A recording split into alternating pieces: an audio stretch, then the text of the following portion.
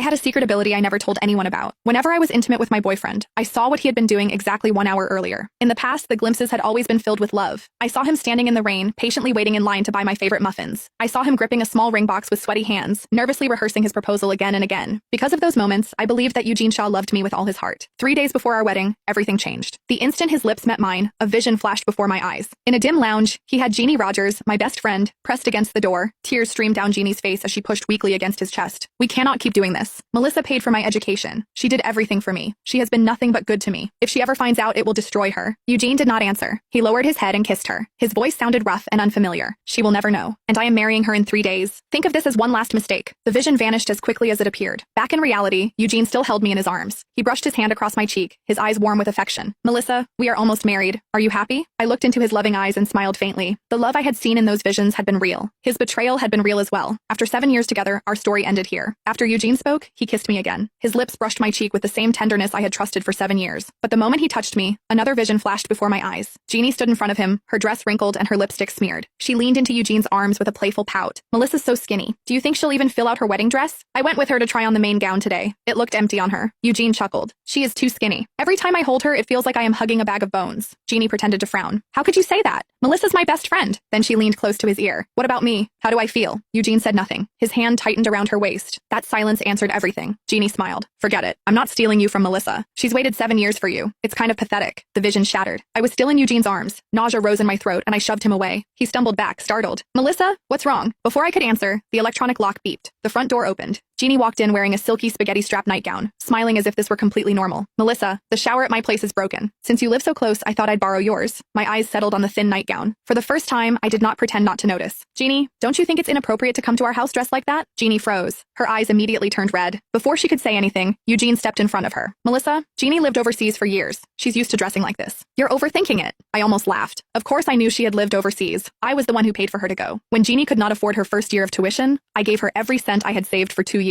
At the airport, she hugged me and cried, Melissa, you're the best friend I'll ever have. When I come back, I'll be your maid of honor. Later, Eugene began traveling overseas for work. I was even the one who asked him to look after her. Jeannie's alone there. If you have time, could you check on her? He had ruffled my hair and laughed. You're too kind. At first, he always sent me pictures. He brought her groceries, took her to dinner when she was stressed about her thesis. Later, Eugene appeared more and more often in Jeannie's social media. He carried her luggage, took her to the hospital, stood beside her at graduation. I had felt uncomfortable before, but every time I reminded myself that one was my boyfriend and the other was my best friend. They only knew each other because of me. Only now did I understand. Crossing the line had not happened overnight. It happened little by little, while I kept making excuses for them.